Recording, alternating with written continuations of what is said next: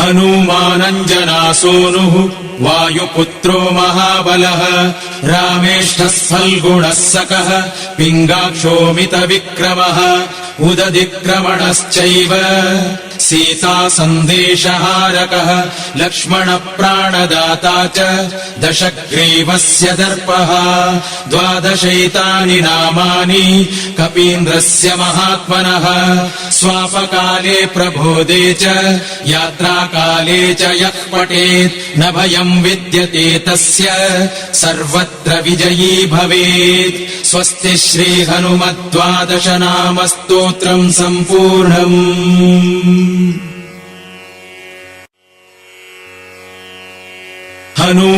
हनुमानञ्जनासूनुः वायुपुत्रो महाबलः रामेष्ठः फल्गुणः सकः पिङ्गाक्षोमितविक्रमः